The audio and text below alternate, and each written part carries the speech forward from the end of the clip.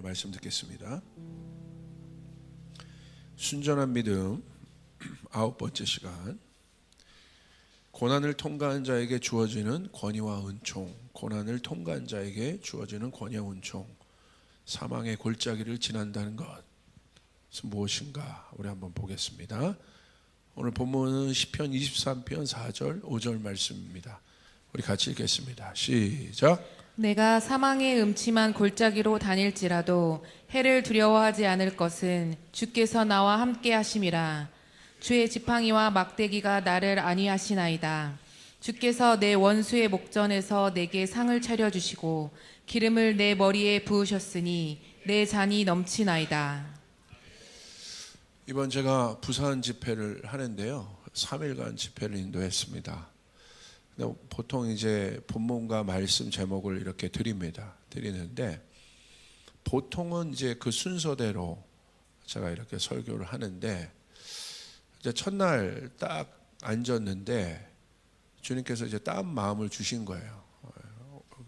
그 말씀을 전하려고 앉았는데, 부산까지 제가 이렇게 차를 타고 내려갔습니다. 우리 청년 2명이 좀 도와줘서 차를 타고 내려갔는데, 가는 내내 한 음성이 제게 있었어요. 그 음성이 뭐냐면 내 잔이 넘치나이다, 내 잔이 넘치나이다. 계속 그럴 때가 있잖아요, 속마음에. 이 음성이 뭘까? 내 잔이 넘치나이다. 그런데 그 설교를 하려고 강단에 올라가서 딱 앉은 순간 하나님이 그 말씀을 풀어주시는 거예요.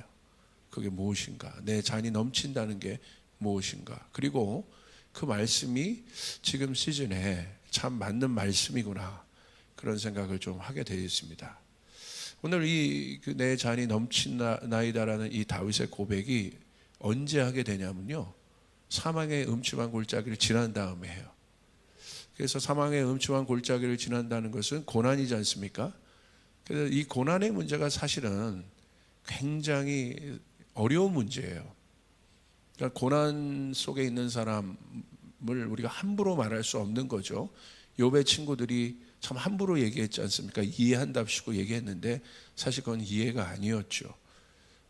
그래서 우리가 우리의 삶에 느끼는 이 고난의 경중이 겉으로 보이기에는 다 다르게 보이지만, 고난을 겪는 사람에게 있어서 이 고난의 문제는 사실 쉬운 게 아닙니다. 근데 우리가 한 단계 더 들어가서 우리가 생각해 볼 필요가 있어요. 이 고난의 문제, 혹시 그 고난의 문제 가운데 또 사망의 음침한 골짜기를 지나는 분들이 있다고 한다면 잘 보시길 바랍니다. 우리가 두 가지를 생각해 볼 게 있는데, 하나는 하나님을 믿는 사람들이 당하는 고난과 하나님을 믿지 않는 사람들의 고난은 완전 다릅니다. 완전 달라요. 그러니까 하나님을 믿지 않는 사람들이 받는 고난이요, 이게 굉장히 힘든 문제입니다. 어려워요. 왜? 자기가 뚫고 가야 되기 때문에. 굉장히 쉬운 게 아닙니다. 우리 주변을 보십시오. 고난당한 사람들이 굉장히 많아요, 요즘에. 그러나 하나님을 믿는 우리 성도들이 받는 고난은 그러지 않아요. 똑같이 고난은 있습니다. 그러니까 여러분, 우리가 잘 생각해, 사람들이 많은 오해를 하는데 어떤 오해를 하냐면, 반석 위에 지은 집과 모래 위에 지은 집이 있잖아요. 그런데 반석 위에 지은 집은 풍파가 와도 무너지지 않고, 모래 위에 지은 집은 풍파가 오면 무너져요. 근데 중요한 건 풍파는 똑같이 온다는 거예요. 그러니까 성도라고 해서 고난이 없다는 게 아니에요. 그러면 우리가 두 번째로 생각해 볼 것은, 하나님을 믿는 내가 받는 고난의 의미는 뭔가를 생각해 봐야 돼요. 나에게 있어서 고난, 나는 하나님을 믿고 있는데 왜 나에게 고난이 있는가, 이것들을 생각해 봐야 합니다. 어떤 생각을 해봐야 되냐면, 하나님이 허락하신 거라는 거예요. 이거 어렵죠? 그런데 우리는 그걸 받아들여야 합니다. 그러니까 하나님께서 고난을 허락하실 때는 의도가 있어요. 이유가 있습니다. 여러분이 하나님을 믿고 있는데 고난 가운데 있다고 한다면, 그 고난 속에서 분명히 하나님이 말씀하시는 메시지가 있습니다. 그 메시지를 발견하셔야 돼요. 아멘? 저도 약속의 땅을 선포하고 1월 첫 주에 과감하게 나가자고 선포했지 않습니까? 그러자마자 여러분 발이 이 모양이 되지 않습니까? 질문이 많더라고요, 제 안에. 그래서 첫 번째 오는 정죄감은 뭐였냐면, 제가 다리 다쳤을 때 제가 한번 얘기했을 거예요. 첫 번째 제가 다리가 이것도 예배 때 다쳤는데, 그때 사실 정죄감이 왔어요. 너 예배 때 다친 게 왜 그래? 너 문제가 있는 거 아니야? 너 뭐 잘못한 거 아니야? 뭐 이런 정죄감이 막 저를 사로잡더라고요. 그래서 제가 그 마음을 거기 있는 저기 같은 동역하는 목사님들에게 나눴더니 목사님들이 그 음성을 차단시키더라고요. 아니죠. 조 목사 그러지 않아. 그래서 이 믿음의 동역자들이 참 필요합니다. 뭐라고 그랬냐면, 예수를 믿는 우리들에게는 결코 정죄함이 없다. 할렐루야. 그러니까 제가 공기가 제 마음이 확 바뀌더라고요. 그 다음부터 제가 질문하기 시작해요. 그럼 하나님, 왜 이 일들을 주셨습니까? 라고 그때부터 하나님을 향한 질문들이 바뀌기 시작해요. 그때부터 하나님께서 말씀하기 시작하시더라고요. 왜 고난을 주었는지. 여러분, 성도들에게 있어서 이 고난은 반드시 메시지가 있다는 거예요. 그래서 여러분, 그 메시지를 발견하셔야 된다는 거예요. 그냥 지나가는 게 아닙니다. 메시지가 있어요. 하나님 말씀하신 것이 있어요. 여러분, 뭐 재정 때문에 어떤 사람 관계 때문에, 자녀 문제 때문에, 아니면 여러 가지 일 때문에 여러분 받는 고통의 문제들은 다르지만 그 속에서 하나님이 말씀하시는 것이 있단 말이에요. 그것을 발견하는 것이 중요합니다. 그래서 성도에게 있어서 고난이 무엇인가 우리가 좀 생각해 볼 때, 첫 번째, 성도에게 있어서 고난은요, 성경적으로 한번 정리를 해보기를 원합니다. 값어치 있는 소망을 취하는 단련된 몸을 만들어주기 위해 고난을 주신다는 거예요. 왜냐하면 앞으로 이 고난에서 끝나는 것이 아니라 고난의 십자가로 끝나는 것이 아니라 이 고난의 십자가는 반드시 영광의 십자가로 연결되게 돼 있다는 것입니다. 아멘. 그런데 제가 이런 제목을 좀 달았어요. 값어치 있는 소망이라는 거예요. 쓸데없는 소망이 아니라, 허영심들이 아니라, 욕망의 소망이 아니라 값어치 있는 소망을 취하기 위한 단련된 몸을 만들기 위해서 하나님이 고난을 주신다는 거예요. 그래서 로마서 5장 3절부터 4절 우리 말씀 한번 읽어보겠습니다. 시작. 다만 이뿐 아니라 우리가 환난 중에도 즐거워하나니 이는 환난은 인내를, 인내는 연단을, 연단은 소망을 이루는 줄 알미로다. 성경에 보면 항상 짝을 이루는 단어들이 있습니다. 지혜와 계시, 총명, 이것이 짝을 이루어요. 그래서 이런 짝들을 좀 잘 알아야 돼요. 아버지와 아들, 뭐 아내와 남편, 이런 것처럼 이 두 개념을 다 이해해야 온전하게 이 개념을 이해하는 단어들이 참 많습니다. 환난도 고난도 그래요. 반드시 함께 이해해야 될 것은 뭐냐면, 환난과 인내는 함께 움직여요. 절대 따로 움직이지 않습니다. 그래서 성도에게 있어서 고난의 유익은 오늘 로마서를 보니까 인내를 통한 연단이라고 말하고 있는 거예요. 그러니까 하나님이 허락하시는, 세상 사람이 받는 고난 말고요. 그래서 세상 사람들이 고난을 받으면 어려운 겁니다. 해석이 안 되는 거예요. 이해가 안 되는 거예요. 그러나 성도들이 받는 고난은 해석할 수 있다는 거예요. 할렐루야. 고난의 의미가 있다는 거예요. 인내를 통한 연단이다. 하나님이 고난을 왜 주시냐? 첫 번째, 연단을 주시기 위해 준다는 거예요. 연단은 뭐예요? 몸이 단단해지는 것입니다. 자, 히브리서 12장 2절 한번 또 보겠습니다. 시작. 믿음의 주요 또 온전하게 하시는 이인 예수를 바라보자. 그는 그 앞에 있는 기쁨을 위하여 십자가를 참으사 부끄러움을 개의치 아니하시더니 하나님 보좌 우편에 앉으셨느니라. 예수님께서 고난을 받으셨는데 왜 받으셨어요? 그 앞에 있는 기쁨을 취하기 위해서. 그러니까 성도 안에 있는 고난은 고난으로 끝나는 것이 아니라 성도의 고난에 숨겨져 있는 것은 뭐냐면 소망이라는 거예요. 할렐루야. 여러분, 이 사실을 알아야 합니다. 그것을 발견하는 게 메시지예요. 하나님이 이래서 나에게 일들을 허락하셨구나. 그래서 모든 성도의 고난에는 메시지가 있습니다. 이거를 발견해야 여러분의 고난이 유익으로 바뀌어지는 여러분 일들이 일어나게 됩니다. 그래서 이 소망은 아무나 가질 수 없어요. 값어치 있는 소망이기 때문에. 그래서 예수님이 십자가에 달리시는 고난을 받으셔야만 얻을 수 있는 소망이라는 거예요. 기쁨이라는 거예요. 그러니까 십자가 없이는 예수님이 취할 수 없는 기쁨이에요. 그러니까 우리 앞에 있는 결국 이 고난은 우리 가운데 고만곤 이렇게 하는 줄 알고, 제가 고난이 아니라 우리 앞에 있는 고난은, 할렐루야, 목사님, 우리 앞에 있는 소망은 반드시 값어치 있는 소망인데, 여러분 믿습니까? 이 값어치 있는 소망을 얻기 위해서는 어떻게 해야 되냐면 이 고난이 필수 조건이라는 거예요. 이 고난이 없으면 절대 이 값어치 있는 소망을 받을 자격과 조건이 안 된다는 거예요. 할렐루야. 그래서 하나님이 우리에게 고난을 허락하시는 거예요. 아, 고난이 없으면 좋겠습니다, 목사님. 그냥 저는요, 제 인생 고난이 없고요, 그냥 가늘고 길게 살면 좋을 것 같아요. 아무 그런 것도 없이 그냥 가늘고 길게 그렇게 사시길 원하세요? 할렐루야.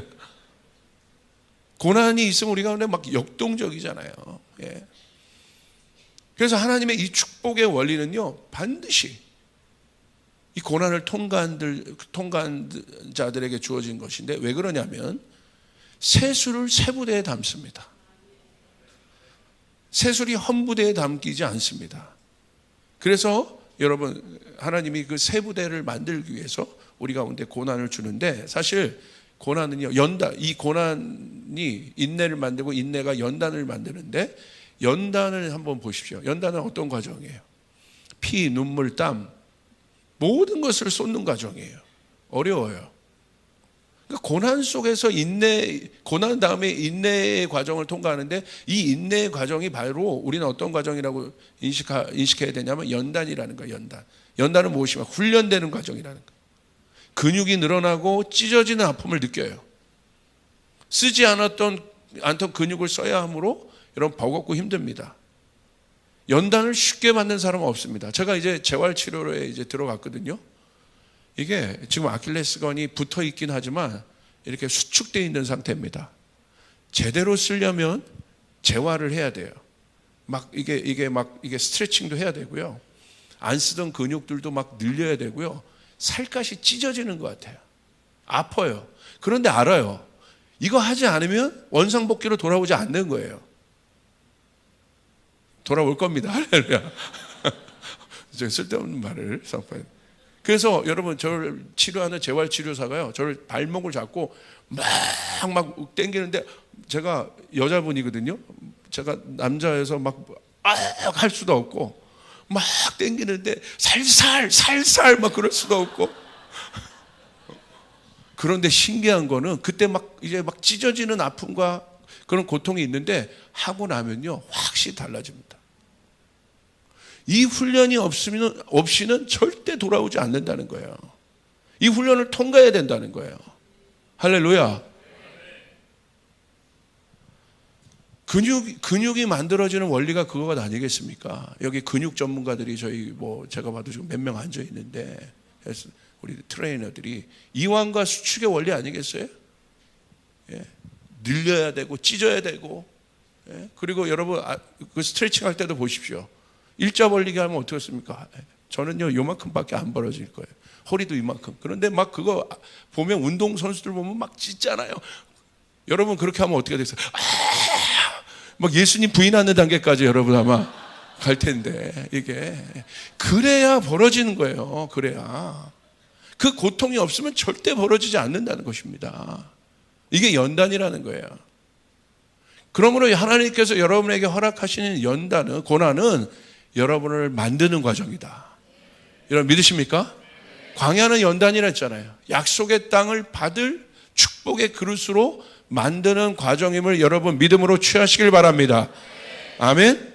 그래서 놀라운 것은 강한 연단을 받을수록 기쁨과 성취감이 비례한다는 거예요. 그러니까 하나님으로부터 강한 연단을 받은 사람일수록, 예수님이 제일 강한 연단을 받으셨죠. 그 앞에 그 연단 뒤에 취하는 기쁨은 상상할 수 없다는 거예요. 여러분 믿습니까? 연단을 받을수록 기쁨과 성취감이 비례하여 증가합니다. 그래서 이 연단은요 반드시 우리의 성도의 삶에 뭐를 주냐면 정체성을 줍니다. 새로운 정체성을 줘요. 그리고 그 정체성은 어떤 것을 우리의 삶 가운데 가져오냐면 확신과 자신감을 가져와요. 자, 보세요. UDT 훈련이 셉니까? 저 방위 나왔어요. 방위가 셉니까? 솔직히 제가 방위지만 너무합니다. 너무 훈련을 안 받아요. UDT, 특공대, 해병대 이런 데 나온 분들 보세요. 와, 한변 해병이면 뭐라고요? 영원한 해병이라. 한 번 방위가 영원한 방위다. 이런 구호를 들어보셨습니까? 와, 뭐 길거리에서도 해병대가요.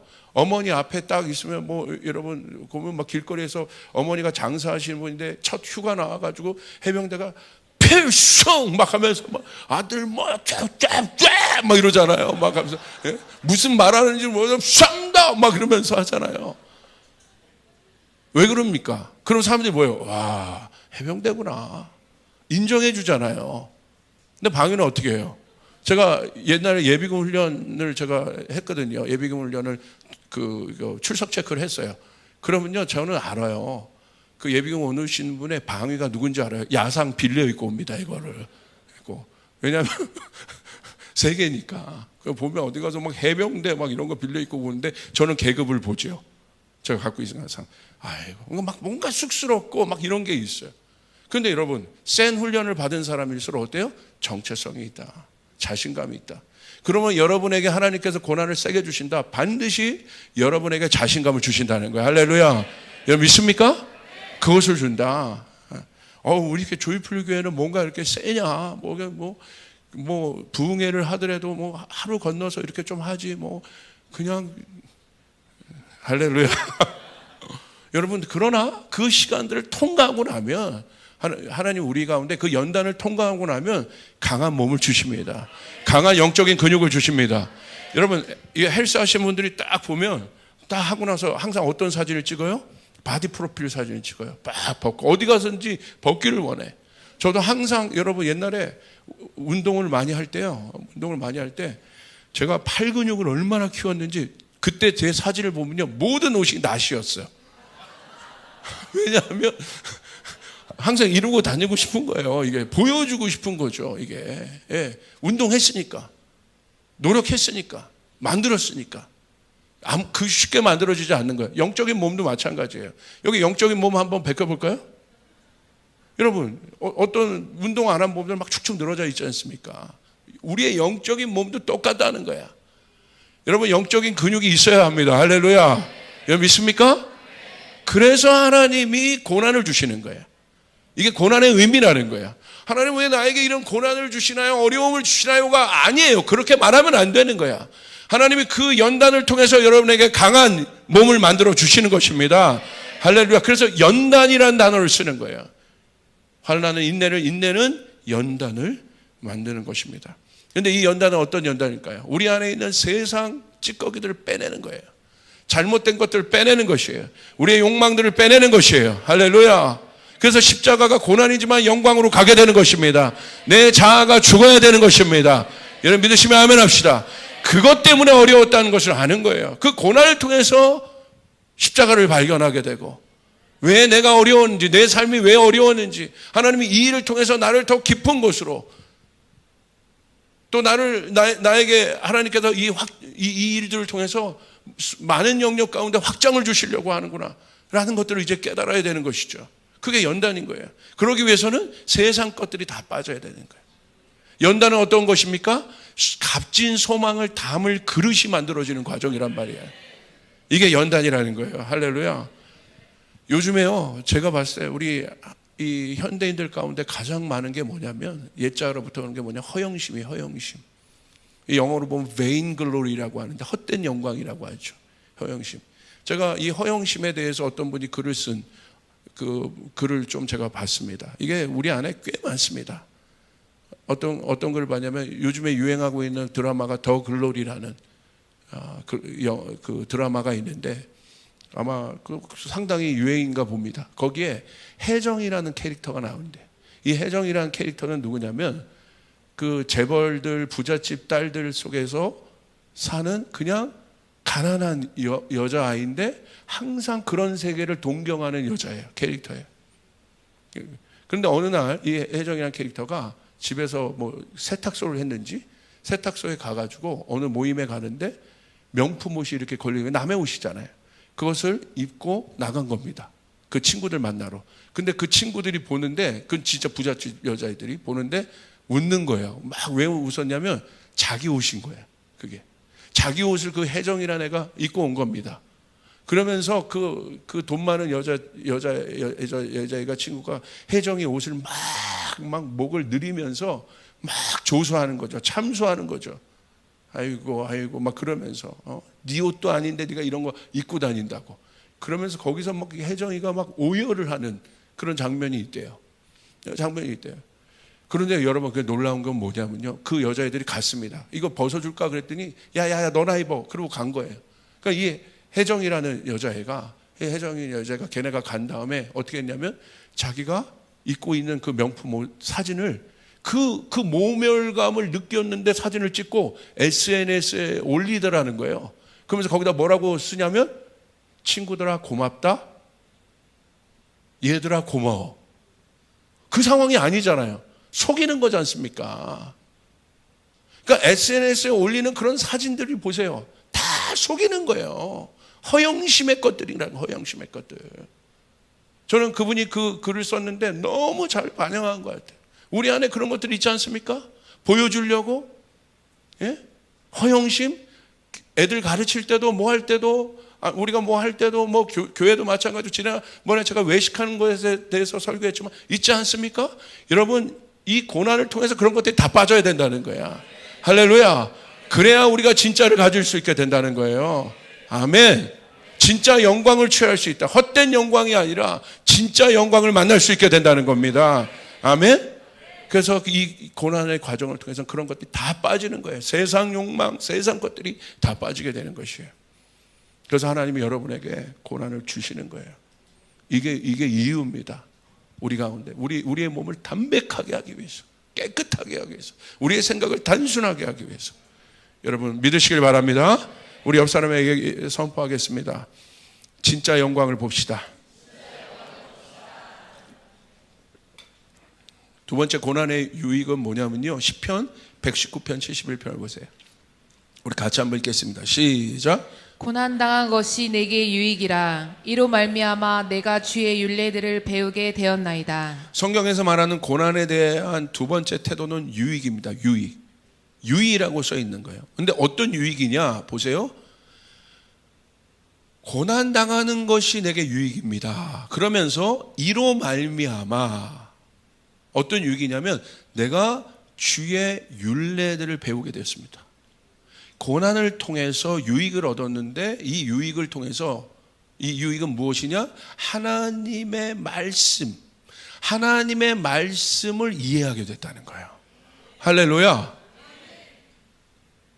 여러분, 고난을 통과하지 않은 사람은요 절대 십자가가 뭔지를 이해 못해요. 그러니까 고난은 뭐냐? 하나님의 말씀이 내게 체화되는 과정이라는 거예요. 말씀이 육신이 되는 것처럼 여러분이 성도들이 고난을 통과하고 있다면 그 속에서 하나님이 여러분에게 말씀을 주실 것입니다. 저는요 이번 어려움이 있었어요. 그런데 이 어려움 속에서 저에게 말씀이 체화된 게 하나가 있어요. 그게 바로 뭐냐면 연초에 제가 뽑았던 빌립보서 4장 6절 말씀이에요.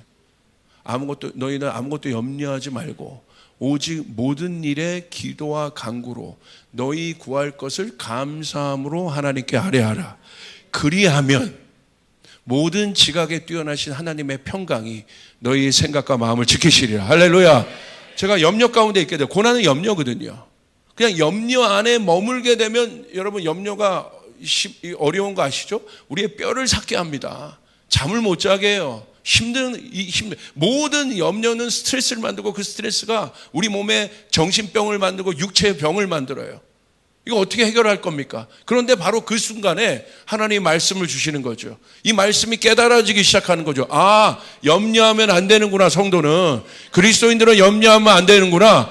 어디에 담아야 돼요? 감사의 보자기에 담아야겠구나. 감사의 보자기는 뭐예요? 감사는 미리 하는 것입니다. 하나님 미리 감사합니다. 할렐루야. 염려가 아니라 감사로 바뀌게 되는 것이에요. 그렇게 할 때 네가 네 염려를 감사의 보자기에 담을 때 어떤 일이 일어나요? 하나님께서 네 생각과 마음을 지키신다는 거예요.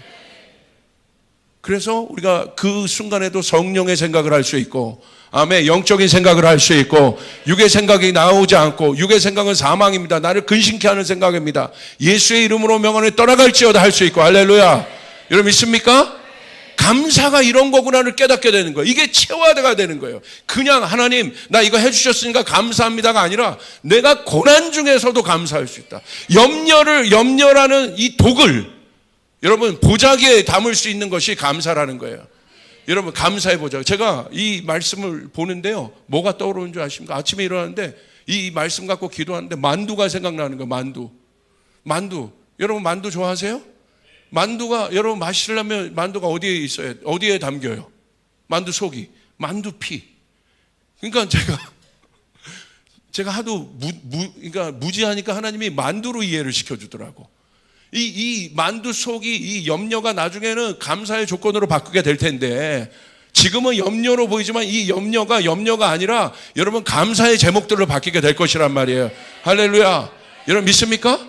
근데 이게 만두 속처럼 보이는 거예요, 염려가. 그럼 이 만두 속을 잘 담으려면 어디에 담아야지? 만두피가 뭐냐면 감사라는 거야. 그래서 제가 그 말씀 노트에 썼어요. 감사 만두피. 감사에 담아야 되겠구나. 이 감사 만두피에 담지 않으면 만두가 어떻게 돼요? 다 찢어지는 거야. 이 안에 독들이 있어요, 독들이. 여러분 감사에 담으셔야 돼요. 할렐루야. 그러니까 이 고난이 내게 유익이라. 왜 유익이냐? 오늘 말씀해 보니까 말씀의 율례를 내가 알게 되었다는 거예요. 그러니까 고난이 있어야 하나님의 말씀이 여러분 가운데 체화되는 일들이 일어나게 된다. 그래서 하나님이 여러분에게 고난을 주신다는 거예요. 아멘. 여러분 믿습니까? 아, 이게 그거구나. 아, 목사님이 말한 게 이거구나, 이게. 아, 성경에서 얘기하는 팔복이 이거구나. 여러분 안에 체화된 것만 진리입니다. 그것만 남게 돼 있어요. 할렐루야. 그래서 우리 가운데 그것을 주시는 거예요.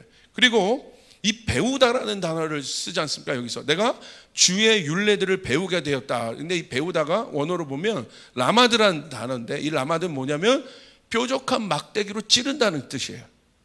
이게 무슨 뜻이냐? 왜 고난을 이 배우는 것을, 주의 율례를 배운다는 것을 이 라마드라는 단어를 썼느냐? 동방에서는요, 자극을 주기 위해서 막대기를 쓰는데, 어떤 사람에게 이 라마드를 그때 쓰는 막대기가 이 라마드인데, 하나님의 말씀을 내가 배운다는 건 뭐냐면요, 하나님의 말씀이 죽어있던 나의 모든 부분을 찌르는 것이에요. 그때 내 감각이 살아나게 되는 것입니다. 영적인 감각이 살아나야 되는 것이에요. 여러분 안에 있는 영적인 감각이 살아나려면 하나님의 말씀이 라마드로 여러분을 찌른단 말이에요. 아, 이거구나. 이게 이런 뜻이구나. 하나님의 은혜가 이런 거구나. 내가 잘못된 은혜를 알고 있었구나. 그러면 하나님의 말씀, 고난을 통해서 하나님의 율례를, 말씀의 율례를 내가 배우게 되었다고 되어 있는데, 그게 바로 어떤 것입니까? 고난이란 막대기를 통해서 여러분을 찌른단 말이에요. 그래서 여러분의 죽었던 모든 영역이 살아나게 합니다. 불신의 영역을 믿음으로 바꾸게 됩니다. 할렐루야. 여러분 믿습니까? 그게 라마드라는 거예요. 나의 감각을, 영적인 감각을 깨어나는 거예요. 여태까지 죽어있는 감각만 갖고 내가 살았는데, 세상 감각만 갖고 살았는데, 드디어 영적으로 민감함들이 생기기 시작하고, 할렐루야, 그 일들이 생기기 시작합니다. 히브리서 4장 12절 13절 말씀을 보겠습니다. 시작. 하나님의 말씀은 살아있고 활력이 있어 좌우의 날선 어떤 검보다도 예리하여 혼과 영과 및 관절과 골수를 찔러 쪼개기까지 하며 또 마음의 생각과 뜻을 판단하나니, 지으신 것이 하나도 그 앞에 나타나지 않음이 없고 우리의 결산을 받으시리에 눈앞에 만물이 벌거벗은 것 같이 드러나느니라. 이게 어떻게 이해되셔야 하냐면요, 이게 바로 말씀이 체화된 사람이에요. 하나님의 말씀이 인격체처럼 느껴지는 것입니다. 하나님의 말씀이 살아있는 것처럼 느껴지는 거예요. 그래서 하나님의 말씀이 그냥 글이 아니라 인격체이신 하나님과 교제하는 것처럼 느껴지게 되는 거예요. 바로 그 순간이 하나님과 동행하며 사는 순간인 거예요. 종처럼 따르는 단계가 아닙니다. 하나님의 말씀이 인격체로 내 모든 영적인 감각이 깨어나서 하나님의 말씀이 막 인격체로 살아있는 것처럼 다가오는 순간이에요. 그래서 하나님의 말씀에 살아있다, 활력이 있다, 운동력이 있다는 거예요. 할렐루야. 그래서 하나님이 우리 가운데 고난을 주시는 거예요. 하나님의 말씀이 이런 거구나. 그런데 그때 바로 이것들을 경험하게 되는데 하나님의 말씀 뭐라고 표현됐습니까? 날선검이라고 되어 있어요. 예리한 검이다. 이거 생각하시면 돼요. 하나님의 날선검이 뭐냐면 셰프라고 생각해 보세요, 여러분. 최고의 음식을 만드는 셰프의 손에 쥐어진 칼과 같습니다. 아주 예리한 칼이에요. 그래서 셰프가 무딘 칼을 쓰지 않죠.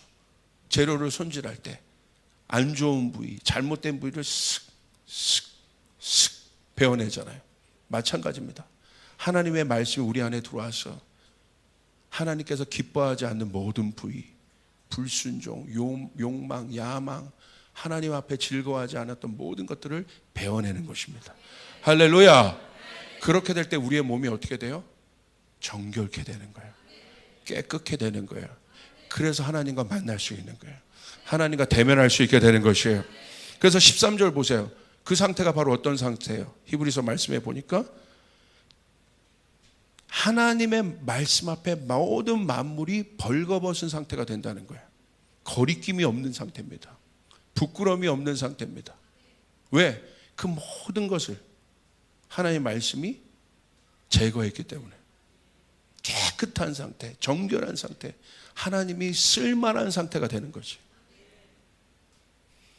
정리합니다.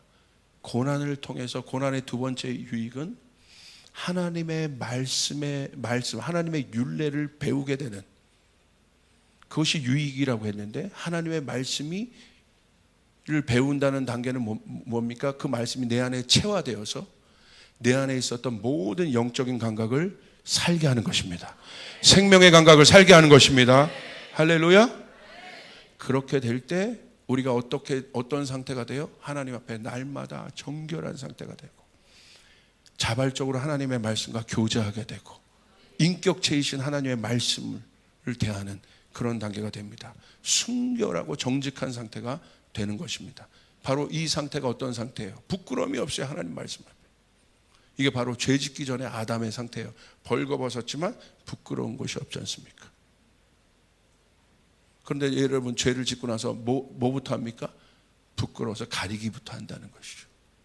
그러니까 여러분 하나님의 말씀, 이 고난을 통해서 하나님의 말씀이 여러분 가운데 체화되면 여러분 자유케 되기 시작합니다. 할렐루야. 진짜 자유함의 단계가 일어나는 거예요.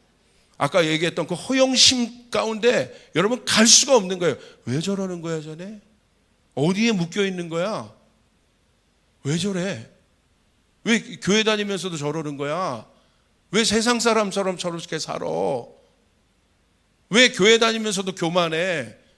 내가 하나님 믿으면서도 왜 그런 거야? 이거 뭔 거야?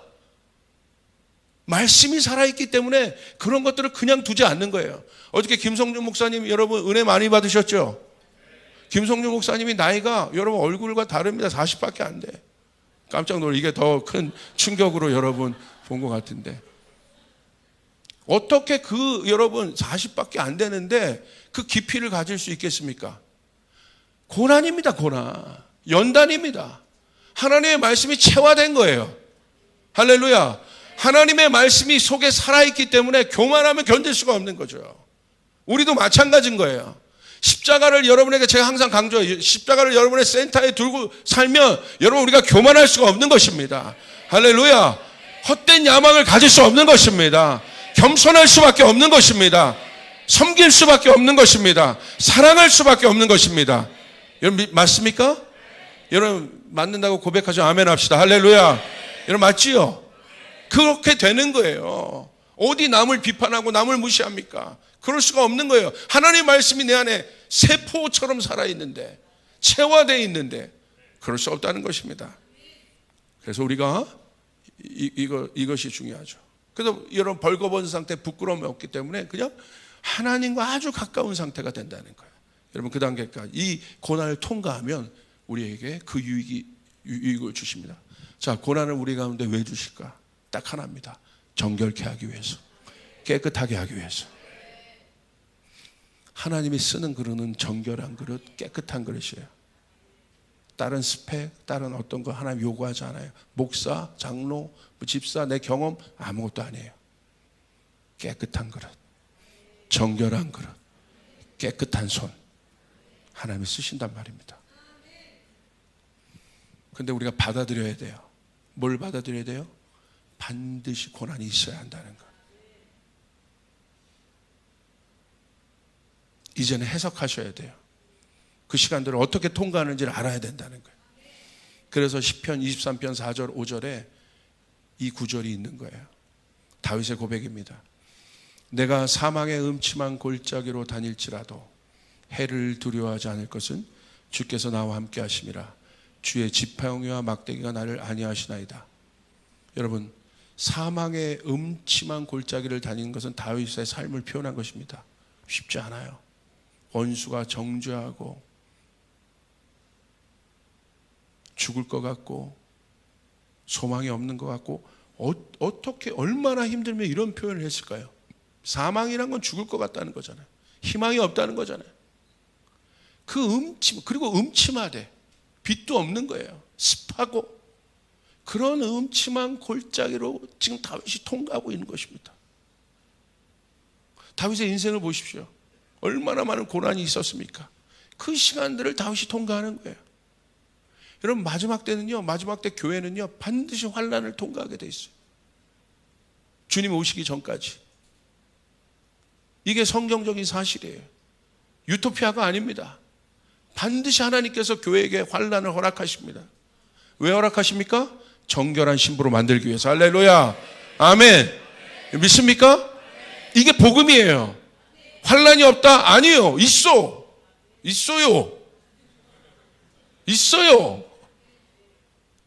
이제는 하나님이 고난 막 다 힘들지요.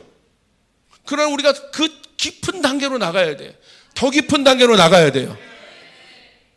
왜 나에게 어떤 사람이 육신의 질병, 어떤 사람은 가문의 어려움, 어떤 사람은 가정의 어려움, 직장의 어려움, 갑자기 들이닥친 많은 어려움들, 사망의 음침한 골짜기 같고 숨도 쉴 수 없고 잠도 못 자겠고, 왜 이런 것들을 다윗도 그러지 않았습니까? 다윗의 시편을 보면 그런 솔직한 고백들이잖아요. 왜 그렇습니까? 그런데 누가 허락하신 것입니까? 하나님이 허락하셨다. 하나님은요, 공중의 새도요, 하나님의 허락 없이는 한 마리도 떨어지지 않아요. 모든 것이 하나님의 주권안의 이름을 여러분 믿으시길 바랍니다.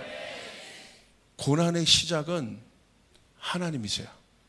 고난의 시작을 허락하신 것이 하나님이에요. 그 말은 무슨 말이냐면 끝도 하나님이 맺으실 거라는 거예요. 할렐루야. 욥을 보십시오. 욥의 고난의 시작을 누가 시작하셨어요? 하나님이 시작하실 거예요. 근데 끝을 누가 맺으세요? 하나님이 맺으시는 거예요. 우리가 그것을 깊이 이해해야 됩니다. 자, 그러면서 다윗이 이 사망의 음침한 골짜기를 지났습니다. 인내함으로, 연단받음으로 지났는데 이 고난을 통해서 다윗이 받았던 유익이 두 가지가 있습니다. 이건 거예요. 자, 뭡니까? 5절 우리 같이 한번 읽겠습니다. 시작. 주께서 내 원수의 목전에서 내게 상을 차려주시고 기름을 내 머리에 부으셨으니 내 잔이 넘치나이다. 사망의 음침한 골짜기를 지나는 사람에게 주시는 첫 번째 유익이 뭐냐? 주님이 여러분을 존귀케 하십니다. 와, 깜짝 놀란 거.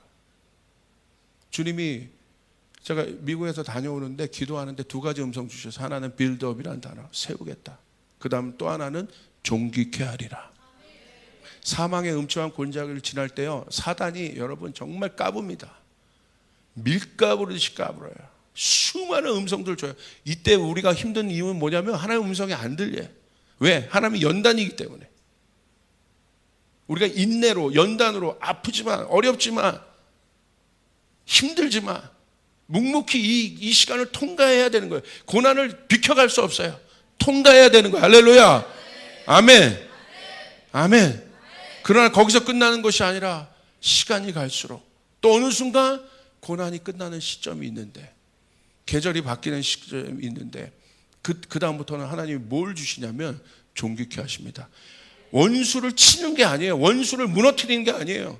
원수의 목전에서 내가 원수를 무너뜨린 것이 아니에요. 원수의 목적에서 어떻게 해요? 상을 주신다는 건 뭐냐면 존귀케 해버리는 거예요. 아예 다른 존재로 여러분을 높이시는 거예요. 할렐루야. 이 사망의 음침한 골짜기를 지난 사람에게 주는 첫 번째 유익은 여러분에게 존귀함을 주실 것입니다. 존귀한 단계는 뭐예요? 아무도 못 건드리게 하는 거예요. 그 다음에 두 번째 여러분 축복은 뭐냐면 기름 부음이라는 거예요. 기름 부음이 뭐예요? 권위예요. 권위는 무엇입니까? 권위는요, 사람이 만들 수 있는 게 권위가 아닙니다. 위로부터 주어진 것입니다. 공동체도 보십시오. 제가 목사란 타이틀은 권위지만 제가 성도들의 마음을 얻지 못한다면 저는 권위자가 아닙니다. 그냥 타이틀자예요. 타이틀 갖고 있는 사람. 그래서 권위는 어디서 만들어져요? 공동체에서 만들어져요. 주어지는 거예요. 아무 포지션이 없어도, 오피니언 리더들이 그런 사람들이에요. 아무 포지션이 없어도 사람들이 알아요. 저분은 그냥 저분이 뭐 하면 내가 다 하겠어. 왜 그래요? 아는 거예요. 그 사람이 어떤 사람인지. 그게 바로 권위인 거예요. 내가 사역자다, 뭐다. 그게 절대 권위 아닙니다. 절대 그 포지션이 권위 아닙니다. 권위는 주어지는 것입니다. 할렐루야. 여러분 맞습니까? 근데 누구에게 그 권위가 주어집니까? 고난을 통과한 사람에게 권위가 주어진다. 그래서 하나님이 권위를 주시는 거예요. 자, 중국 교회가 있었습니다. 핍박을 받아요. 그래가지고 중국 교회가 지하로 다 흩어지지 않습니까? 지하교회 중국 교회가 엄청나게 많은 사람들이 예수를 믿어요. 그런데 누가 뭐 리더인지 이런 게 없잖아요. 그런데 이게 하루아침에 정리되는 사건은 뭐냐면 예수 믿는 것 때문에 핍박받고 감옥 갔다 오잖아요. 그럼 감옥 갔다 온 그분이 그 동네로 들어가면 리더가 돼버리는 거예요. 조폭 비슷하죠? 그렇게 해서 중국 교회가 권위가 정리된 거예요. 그래서 순교자들이 하늘의 권위가 높은 것입니다.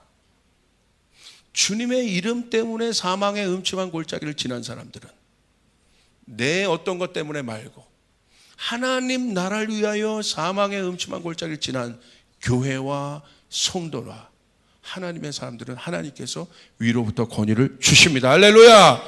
아멘. 맞습니까? 이 교회도 마찬가지예요. 그 사람에게 권위가 가는 거예요. 그 공동체에게 권위가 가게 되는 것이에요. 그 공동체, 그 사역자에게 하나님이 권위의 옷을 입혀주신다. 다윗이 사망의 음침한 골짜기를 지나지 않았으면 절대 권위를 받지 못합니다. 지났기 때문에 하나님으로부터는 권위를 받은 거예요.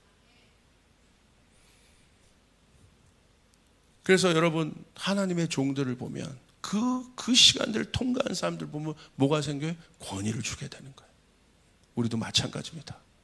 우리 교회, 우리가 갖고 있는 비전들, 이것들이 어려운 부분이 있을 수 있겠지만 많은 고난의 시간을 통과해야 될 수 있겠지만 여러분 우리는 그 시간들을 통과할 것입니다. 할렐루야. 그리고 우리 가운데 주님께서 그 일들을 주실 것입니다. 이건 분명한 거예요. 그 다음에 잔이 넘치나이다. 이건 뭐예요? 여러분 잔이 넘친다는 건 영역이 확장되는 은혜의 통로가 된다는 것입니다. 아무리 여러분 물이 있어도요, 어떤 사람은 평생 나만 먹을 물만 가져요. 그러니까 그릇이 요만한 거예요. 요만한 거. 아무리 그 사람이 뭐 뛰어나고 그래도 그릇이 잔이 넘쳐보지 않은 사람은요, 그냥 나만 마시고 다 가는 거예요. 우리의 구원이 이러면 안 됩니다. 하나님의 은혜가 흘러 넘쳐야 되는 것이에요. 할렐루야. 넘치게 되는 것이에요. 위에 달랑달랑 차는 순간이 아니에요. 그런데 어떤 사람들 보면요, 이렇게 물이 채워지다가 이 컵 위에 달랑달랑 여기 계속 1년 전에도 2년 전에도 10년 전에도 계속 달랑달랑 채워지는 사람이 있어. 왜 안 넘칠까요? 고난을 안 받은 거야. 주님의 나라 때문에, 하나님의 나라 때문에. 먼저 그의 나라와 의를 구하면서 희생하고 헌신하고 수고해 본 경험이 없는 거예요. 그러니까 안 넘쳐요. 이런 일터 넘치지 않아요. 그냥 자기가 먹고 사는 만큼 사는 거예요. 여러분 그러지 않습니다. 여러분 흘러 넘쳐야 합니다. 할렐루야. 아멘. 바로 그 순간이에요. 와, 다윗, 네가 사망의 음침한 골짜기를 다윗이 잘못해서 간 게 아니지 않습니까? 어떻게 보면 다윗의 인생 가운데 억울하고 하나님 믿었기 때문에 그런 거예요. 자기 의로는 막 사울 죽이고 그럴 수 있었는데 그렇게 하지 않은 거예요. 순종함으로 그 시간을 통과한 거예요. 그 하나님 뭐예요? 딱 보니까 이제 그만해라. 이제 내 종이 이 사망의 골짜기를 인내함으로 연단함으로 이제 다윗은 복음이 되었다. 할렐루야. 내가 다윗을 사용하리라. 아멘. 다윗이 가는 곳마다 승리를 주리라. 내 잔이 넘치나이다. 할렐루야. 여러분, 그 일들이 우리 조이풀 교회 가운데 일어나야 된다는 것이에요. 100개, 500의 비전은 바로 그것입니다. 하나님, 우리로 끝나는 것이 아니라 100개의 교회를 돕거나 세우게 도와주시옵소서. 500명의 선교사를 돕거나 세우게 도와주시옵소서. 그러면 어떤 은혜가 있어요? 우리 힘으로 안 된다는 거예요. 넘쳐나야 된다는 거예요. 넘쳐나리라. 할렐루야. 그 일들이 일어나야 돼요. 여러분, 에스겔서 47장에 그 넘쳐남이 있을 때 어떤 일이 일어납니까? 그 넘쳐난 물이, 성전으로부터 넘쳐난 물이 열방을 치유합니다. 여러분의 삶 가운데 넘쳐남이 있기를 바랍니다. 할렐루야. 그런데 이 넘쳐남의 법칙이 있어요. 제일 먼저, 누구 먼저 넘치게 하냐면 리더 먼저 고난을 주시는 거예요. 내가 리더라고 생각하는 사람은 여러분, 고난을 받을 때 내가 반드시 이 고난을 통과해야겠구나. 제가 기도할 때 뭘 보여주셨냐면 샴페인 잔이 있죠. 하나 있고 둘, 셋, 이렇게 가면 이 밑에까지 샴페인 잔이 채워지려면 어떻게 해야 돼요? 맨 윗잔이 채워져야 되는 거예요. 그래야 넘쳐 흘리면 두 번째 잔이 채워지고 그 다음에 세 번째, 네 번째, 나머지 모든 잔들이 채워지는 것이에요. 하나님이 리더로 세운 교회는 반드시 이 순간을 통과하게 함으로 잔이 넘치게 하십니다. 자, 보십시오. 예수 그리스도, 우리의 리더이신 그분이 고난을 받으심으로 그 잔을, 그분 스스로가 이 잔을 피하게 해달라고 했던 그분이 이 고난을 받아들이심으로 그분의 잔이 넘쳐난 것입니다. 그래서 이 잔이 온 열방으로 흘러가게 된 것입니다. 우리 교회도 마찬가지입니다. 좋은 교회가 되는 것을 희망하지 마십시오. 그건 철저하게 세상적 컨셉이에요. 좋은 성도, 좋은 교회 아니죠. 영적인 교회가 돼야 되고, 할렐루야, 영적인 성도가 돼야 돼요. 아멘. 맞습니까? 하나님 뜻대로 순종하며 가는 그런 사람들이 되고, 다윗이 그거예요. 다윗이 그 시간을 통과해 주었기 때문에 내 잔이 넘치나이다. 내 잔이 넘치나이다. 우리 조율불 교회는 선두주자로 주님께서 부르셨다고 저는 믿고 있습니다. 근데 하나님이 어렵죠. 선두에서 가는 사람들 어렵습니다. 그냥 쉽게 저희 조율불 교회도 가늘고 길게 아무 일도 안 하고 가면 되잖아요. 왔다가 이렇게 왔다가 이렇게 갔다가 아무 일도 안 하고 가늘고 가늘고 아니라는 거예요. 할렐루야. 이 사람이 아닙니다.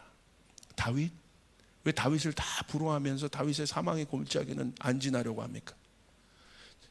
어린아들 위해서 성도님의 자녀가 다윗과 같이 되는 축복이 있을 것입니다. 아멘, 아멘, 목사님, 아멘, 아멘. 속은 그러죠. 사망의 음침한 골짜기를 지나리라.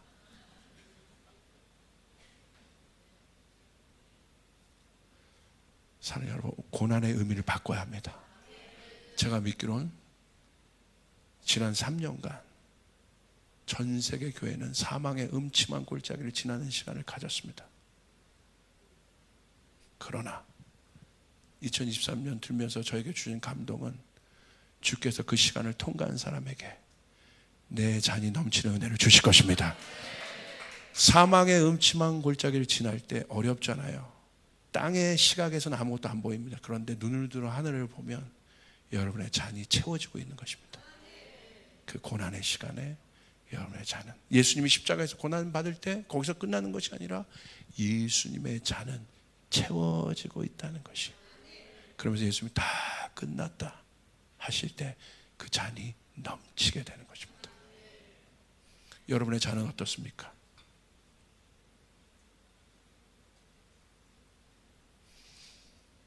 마르고 말라서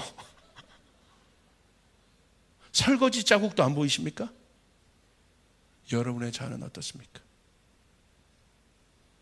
주님이 기도할 때 그 감동 주셨어요. 네 잔이 넘쳐나리라. 하나님 저희 불교에 잔이 넘쳐나게 도와주시옵소서. 주신 감동은 여러분 여기에 그 시간을 통과한 분들이 많아요. 그리고 그렇게 가고 있는 분도 많고 오늘 그분에게 하나님 말씀하십니다. 원수의 목전에서 내가 너를 존귀하게 할 것이다. 할렐루야. 옆 사람에게 선포했어요. 당신은 존귀한 분이세요. 아무도 여러분을 무시하지 못해요. 원수의 목전에서 우리를 존귀하게. 두 번째, 기름으로 내가 너에게 권위를 줄 것이다. 내 고난에 동참한 자요. 너에게 이 고난은요 선택사항이에요. 주님께서 주시는 고난은 아무나 받을 수 없어요. 안 받고 갈 수 있습니다. 그러나 주님 나라에 뛰어든 사람은 주님이 그렇게 말씀하시는 거예요. 내 고난에 동참하였다. 여러분 그러지 않으면 우리는 그냥 편안한 삶을 살 수 있잖아요. 그냥 이방인처럼 무엇을 먹을까 마실까 살면서 가늘고 끼 살 수 있지 않습니까? 아닌 거예요. 우린 그런 삶을 원하는 것이 아닙니다. 환난은 인내를 연다는 소망을, 이 소망은 최고의 가치라는 거예요. 그 잔이 우리 가운데 넘쳐나야 합니다. 할렐루야. 믿습니까? 그것을 감당할 권위를 주십니다.